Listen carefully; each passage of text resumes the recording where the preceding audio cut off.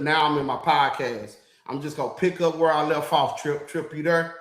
Basically, Trip. What I was saying is that the Metcalf twins were previously investigated by the ISD, by their coaches, and by their high school for threatening some opposing school cheerleaders at a Raising Cane's after a football game.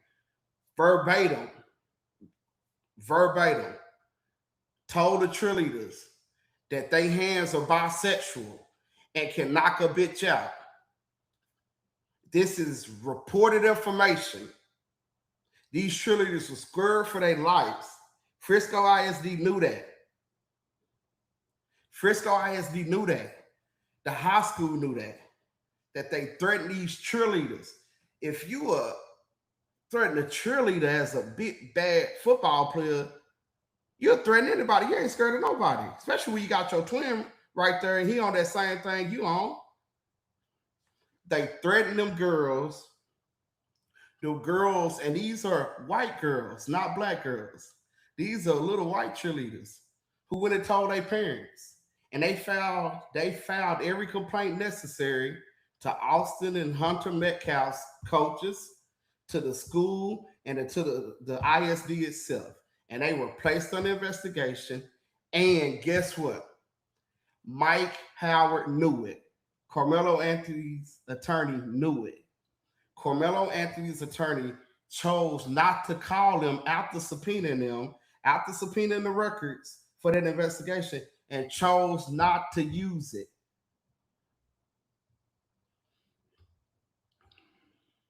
And chose not to use it. That goes to their propensity for violence. That goes to the twins' reputation in the community.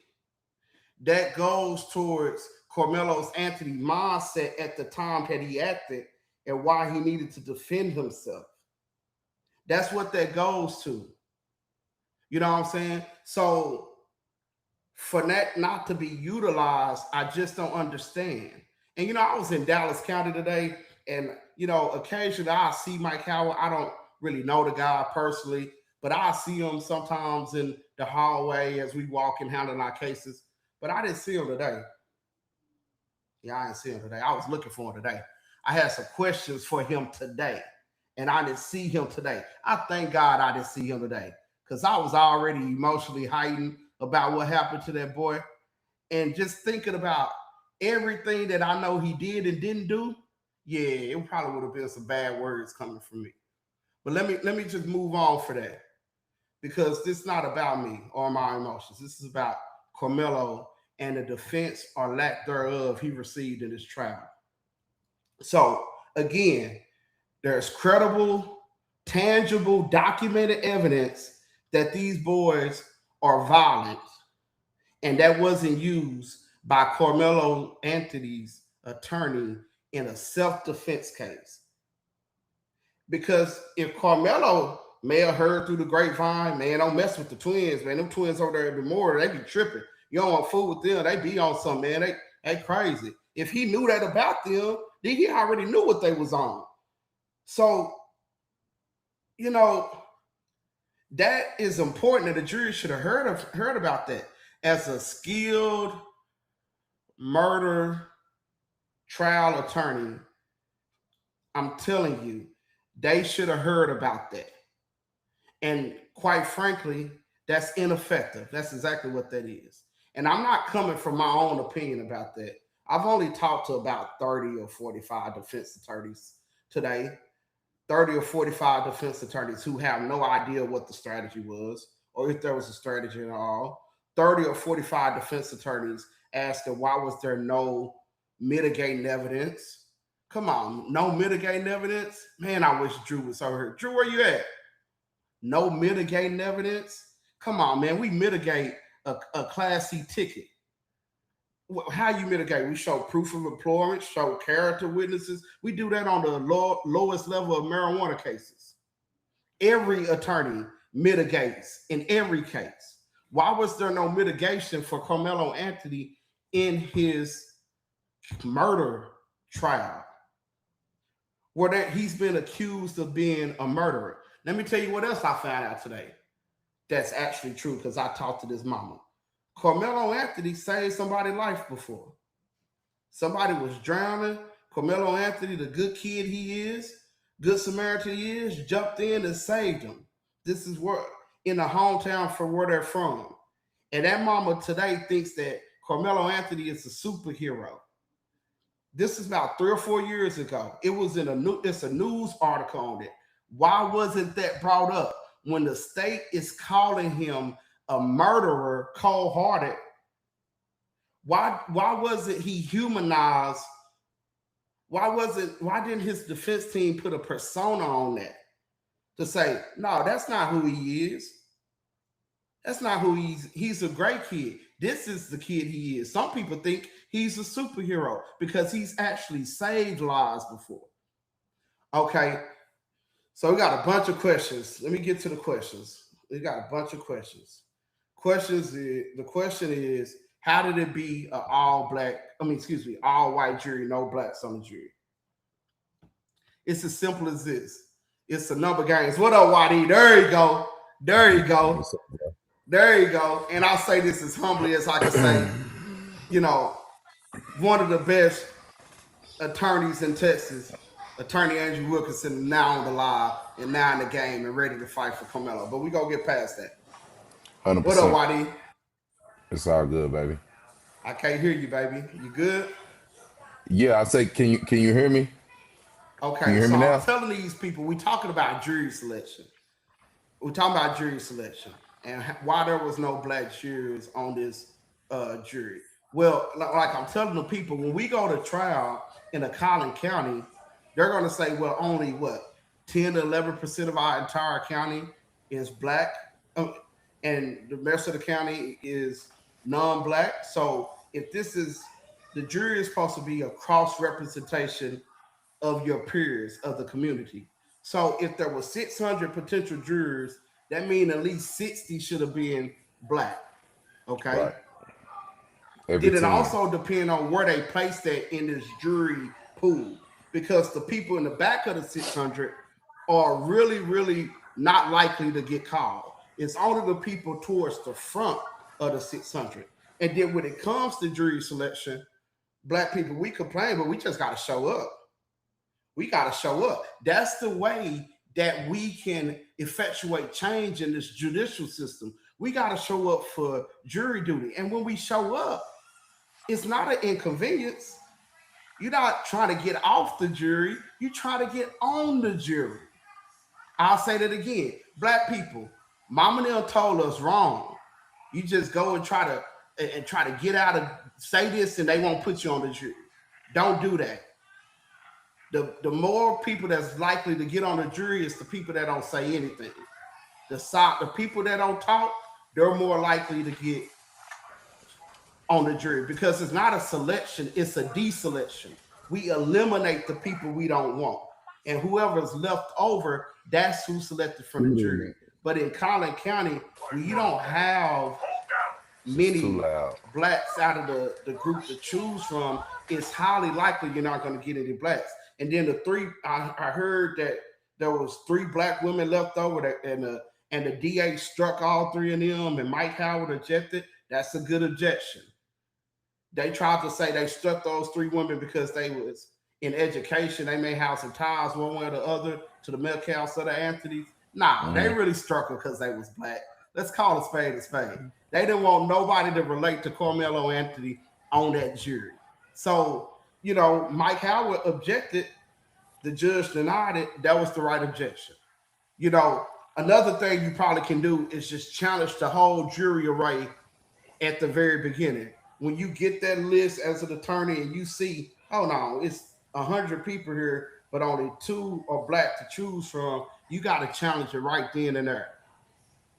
See, this is decades and centuries of game to this. These white folks has put this system together over decades, so they got levels to it. So what I'm saying is, no, you don't go in and try to get kicked off the jury. Go in and be quiet.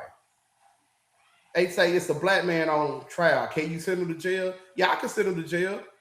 That's what you say in the jury selection process. But when you go back in that deliberation room, then you stand on business. I guarantee you that's what the Caucasian people do.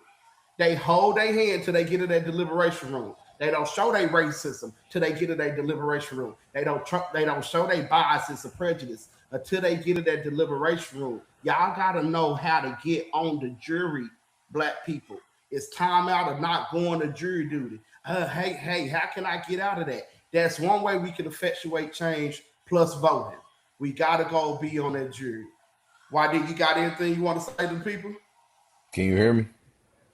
We can't hear you on this one, Drew.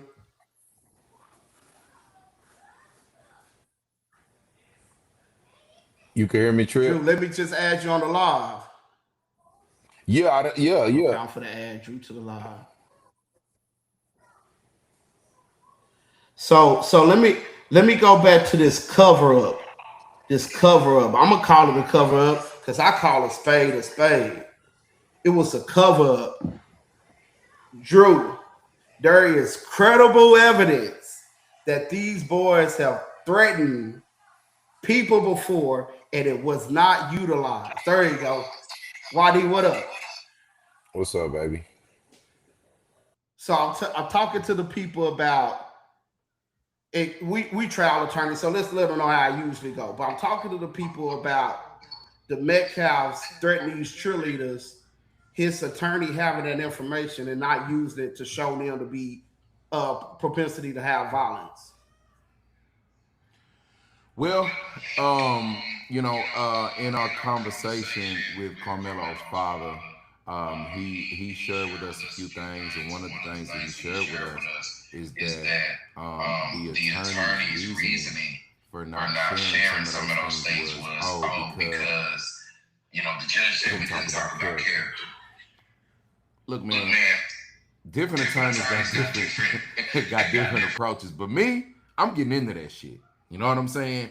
You're gonna have to stand up and show me what you're working with. You're gonna have to show me you know what your objections are. You're gonna have to show me you know all your evidence. You're Come gonna on have now. to show me that you got the balls to continue to go back and forth with me about this subject matter. You're gonna have to do that. It ain't gonna be no sit down, shut up now. I'm gonna throw it out there, and if the fish bite the line, let's see what we can get done. Come But it on ain't no now. way I'm sitting on that kind of evidence. And let me tell you something else. There's a specific, you got to know your evidence. There's a specific use for that information. That information wasn't improper character evidence. And Mike, if they tried to throw out what you threw out there, his propensity to be violent, and they found that, we ain't even got to go that direction. But guess what he could have used that for? To show that he was the first aggressor. It's case law that shows that you could bring up specific instances to show that he was the first aggressor Come on now. and to show that he was possibly the first aggressor in this instance as well. You see what I'm saying? I mean, what strikes me, man, and we were supposed to just get on here and give him a little tidbit and get back to the kids, but you know how we do. What strikes me, man, is and y'all gotta understand, I don't get an attorney's business. You can ask Mike that.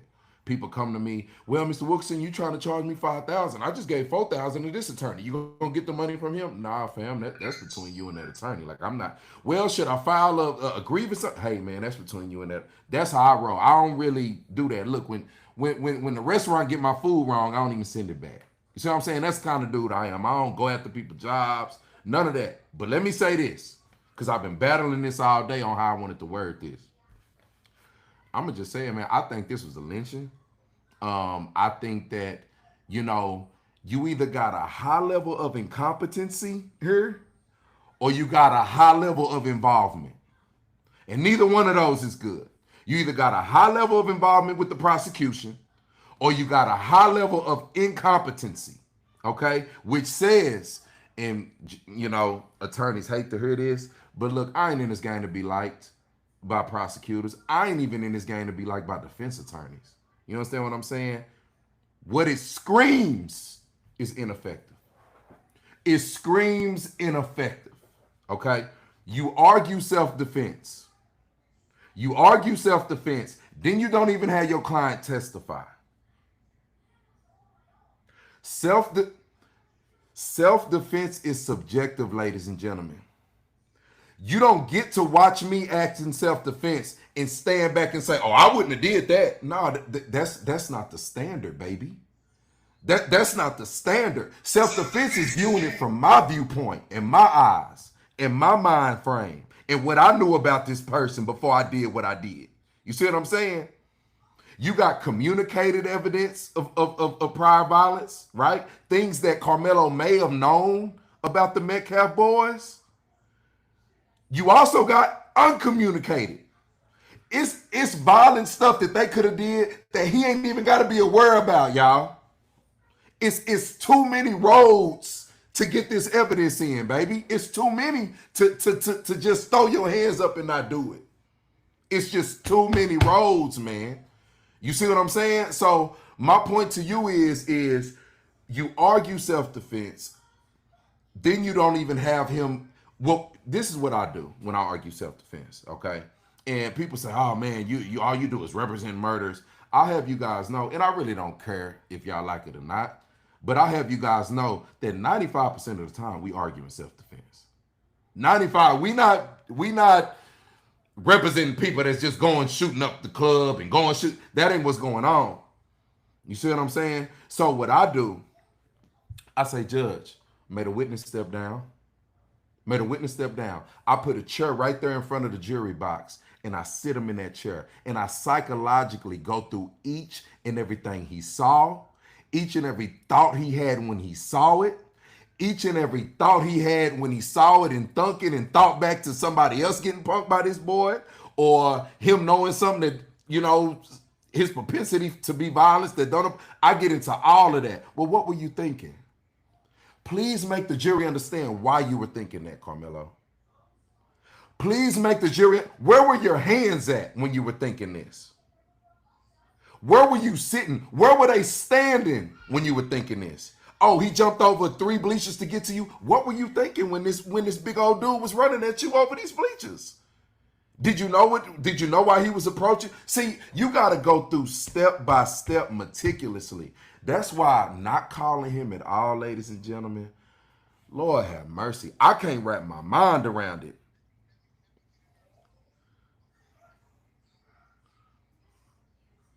Bringing up that issue about them having propensity to violence, not calling Carmelo to the stand. And I have come to learn that he was informed by his attorneys not to testify because there was some mysterious text messages that they discovered that could doom him. He didn't even show Carmelo or his family what those text messages are. But his own attorney told him not to testify in a self-defense case when every defense attorney I talked to said they would have called him to the stand. How is that not ineffective? How is that not ineffective? And yeah, I hear y'all saying let's be silent, but hold on. We got to call a spade because this is going to be the issues that may could give him an appeal if his attorney was ineffective. We already know he didn't put on no mitigating evidence. We already know that. But not calling Carmelo to the stand to give his story and to put a persona on him and to raise the defense and the doubt and to, if they ain't buying self-defense, to at least try to get him on heat of passion manslaughter, to not call him is ineffective. Or to humanize him, right? I mean, from what I'm reading and hearing, and listen, y'all, I wasn't there. So if I'm saying something that's just drop dead not true and you were there, correct me on that. And we'll go from that standpoint. But I wasn't there. But all I'm doing is reading things. Now, I did hear it from the horse's mouth in speaking to Carmelo's father. You see what I'm saying? But, you know,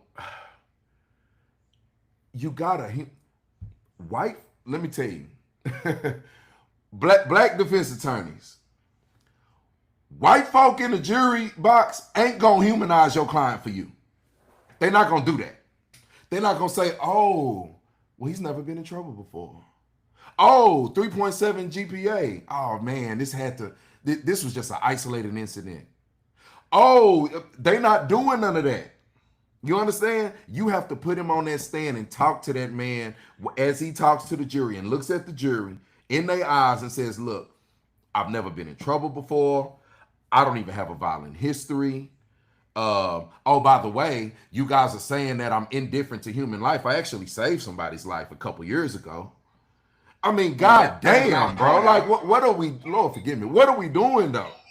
Like, what are we doing? And that's another thing. You didn't put on any mitigating evidence. My man, let me tell you, we putting on mitigating evidence from a murder to a Class C ticket. We putting on mitigating evidence. I don't give a damn what it, a possession of marijuana under 2 ounces. Damn it, shit, residue. We putting on mitigating evidence. Mitigating is anything that can turn this jury's mind from thinking this man is so bad and such a bad person that they have to convict him. And it ain't nothing that refutes more a prosecutor saying this man ain't care about human life. He was indifferent to human life. He had no regard for human life when he stabbed him in the chest with that knife. He knew you can infer from his actions that he was trying to murder him. Ain't nothing better than being able to put your client up there and say, I actually saved a life before, sir. Like I actually, go read. They could have gave the jury something tangible to look at, the news article, and they could have had Carmelo talk them through it, and they could have had the little boy's mom, who he saved, testify. Let me let y'all in on something.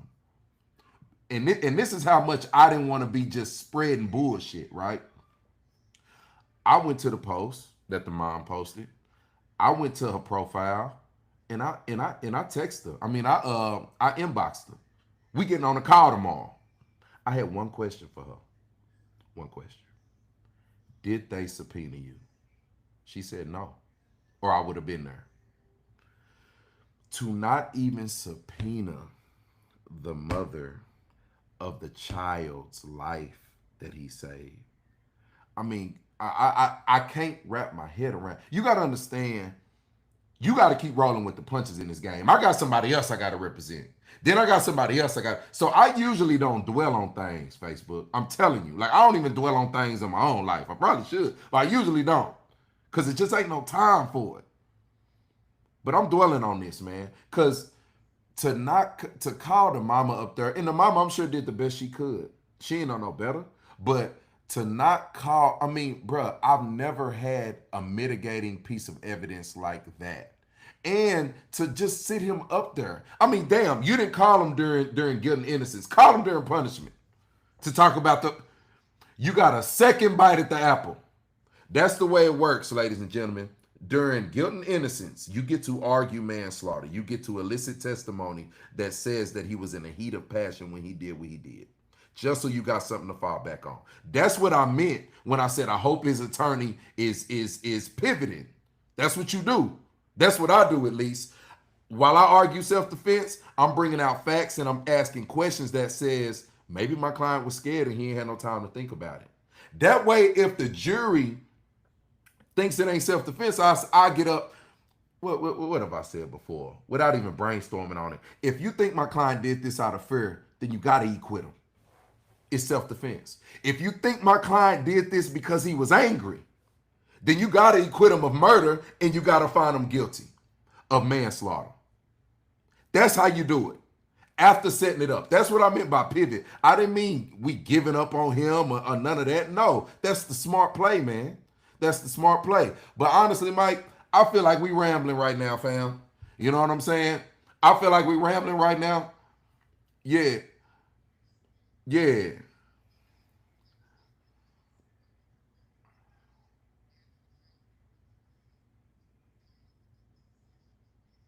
Transcripts so we can see what all objections were made. I'm being told that Mike Howard wasn't even making any objections. And if he didn't make the right objections at the right time, then appeal is waived. So we got to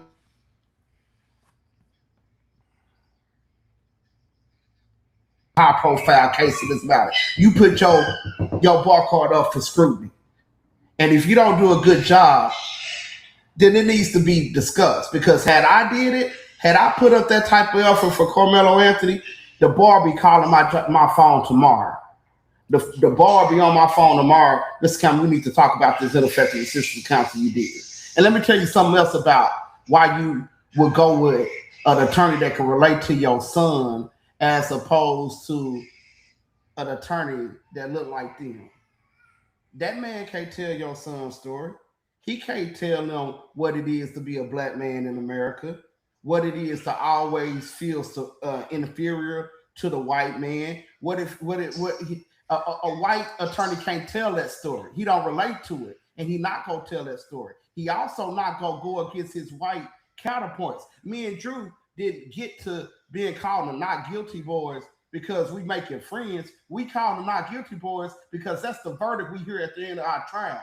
I can call up about 6 of my murder clients who are at home right now because you know what? I go to jail before my client go to jail. Just Google it and still win the case because I'm not going to let a judge intimidate me or my client. I'm not going to let a DA intimidate me or my client. Drew ain't gonna let it happen. See, you got to be willing when you step up to advocate for people. You got to do it zealously. You got to do it aggressively, and you got to do it fearlessly. Especially when you are playing a away ball. It ain't home court. We in an all-white jury, in White County. Yeah, I got to be extra on my toes, on my P's and Q's out there. So, quite frankly, we try to come up with ways that y'all can support public. We just keep Anthony prayed up, keep him in your prayers, keep the family prayed up. They just need some time to process it all. Yeah, they made some mistakes along the way, but don't blame them. They just didn't know how the system worked, and the wrong people got in their ears. Okay, so we just gonna leave it at that and move forward and try to help to get this boys home as quickly as possible. We coming up with ways we can get some funds together a little bit off the grid so people don't know what we're doing and we off the grid. I understand it's a press conference being held tomorrow. The family probably won't be there out of just need time to process it. They thank everybody for their support, but they just need some time and we can respect that. We can respect that. So let's keep sharing, let's keep advocating, but somebody probably needs to look into Mike Howard. What you think, Wadi? Closing arguments. What you think, Wadi? Well, let me tell you, my mom was on the closing argument. What I read in that closing argument, man, was I do closing, Mike opens. Okay, that's how it always been. I love closing. You get a chance to bring any and all evidence that you brought out together. You get a chance to really tell the jury what to do. And I don't think Mr. Howard told the jury what to do. If what I read online is correct, let me give y'all that. If what I read online is correct, he said something to the effect of, "Oh, my job isn't easy. This isn't easy for me. Standing up here speaking to you guys." I mean, I wish you could pull it up, Mike, where I could read it verbatim so I don't get it wrong. But but talk to me if I'm getting it wrong. I don't know. Well, hold on. He said, "I don't know what the right verdict is." Nigga, what? You don't know what the right verdict is? I'm not gonna tell y'all what the right, bro. You supposed to tell them what the verdict is, bro. Like after I'm done, I say you must acquit my client. You must. It ain't even a choice for you at this point. With what you've seen, with what you've heard, you are required by law to check that not guilty box. Ain't no I'ma throw up a quarter and hope it land on heads or tails, bro. You ain't leaving nothing to chance. You tell them folks what they do. And you don't get up there telling them how hard your job is, bro. This ain't about you. You know what I'm saying? But honestly, y'all, that's why I be having to impart wisdom and knowledge and understanding because I actually do love what I do. And all attorneys don't. So that ain't nothing for me. Like I tell everybody in my consultation, you can ask anybody that's consulted with me. I tell them that is where I'm most comfortable standing in front of the 12. I love it. Ooh, I love it. You see what I'm saying? But just reading that closing, it just ain't even seem like he believed it. And nigga, if you don't believe it, they not finna believe it. We talk to each and every jury, win, lose, or draw after our trials. And you know what they tell us? We believed you because we feel like you believed it. It's the passion, bro. It's the passion. You get up here and you tell these folks that you having a hard time giving them a closing argument. And oh, by the way, I'm not gonna tell you what the right verdict, bro. Like I would have been losing my fucking mind. Lord forgive me. I'd have been losing my mind in there, bro. Like seriously, I might have walked out. But here's the deal. Let me clarify. I'm a frontline soldier. You understand? I don't do appeals. I've never done appeals. Honestly, if you smart, you don't want me doing your appeal because I've never done one. You see what I'm saying? But what we have committed to is sitting down with the family, finding the right fit, making all the requests for who the appeals attorney should be, having the conversation, meticulously drawing this out, and hoping that the appeal gets granted. And if the appeal gets granted, I'll be ready with my musket in frontline soldier. But you can't ask me to do an appeal though. I mean, now I go over the transcripts, I look at the appealable issues, I do all that. I'll pitch you in.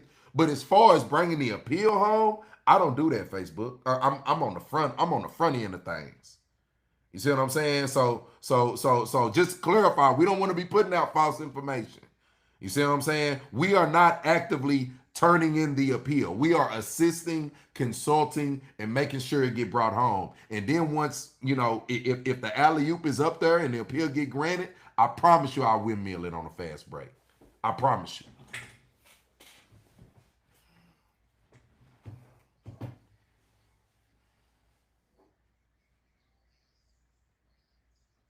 Get behind a right appeals attorney, and we'll let y'all know what happened next. If y'all want to go support the press conference tomorrow at Collin County, Dr. Candace Matthews, she doing some great things. Y'all go support that. But right now, we finna try to get to work on the legal side, and we gonna kind of hold it to our chest till we get some real work done on this end. Because ain't no doubt about it, him being a TDC right now, him having on that slave like suit they put on him, them shaving his head off, them posting his mud shot all on the media. You know what I'm saying? Okay. Them white folks showing their ass. Okay. Now we gotta fight a May way. Listen. How did he catch the jail chain the same day he got sentenced? Come on now. Was the bed already? I mean, niggas that been to the pen, ready. Street niggas already ready. Come on, bro. I ain't never seen that happen. How did the bus? You know how long of a drive that is for them from where he at for them to come pick him up? How did they know to be there? And listen, I'm no conspiracy theorist, bro. I don't really believe in coincidences at all. Like I don't be in the barbershop making shit up. I listen to what niggas, but just think about that, bro. This man got a bed ready at TDC already the day of. Come on, bro. Like, come on, man. Like, sometimes that shit just in your face. You gotta acknowledge it, bro. What that should do, that should make you go hug your black son close, your black daughter close and tight. Kiss them on the forehead. Tell them you love them. Tell them to always be strong, be confident who they are. Always defend themselves against what's right. Always believe in what's right, and always fight for what's right. Yeah. And I'm gonna always tell my black son and my black daughter that. And they know daddy gonna have their back if it ever come down to it. And guess what? I have your son and daughter's back too if it ever came down to it. So we gonna log off from here. We appreciate y'all checking in. If y'all got more questions, we'll try to do this again. And y'all send y'all questions to our inboxes. What's our we still gonna do some shows and some episodes regarding this, but we really felt like a sense of urgency to kind of let y'all know what's going on. So we sorry. Yeah. I mean, it's 11 o'clock. We sorry about that, but check in. It too. So not guilty boys. For sure. Yeah, have a good night. Yeah.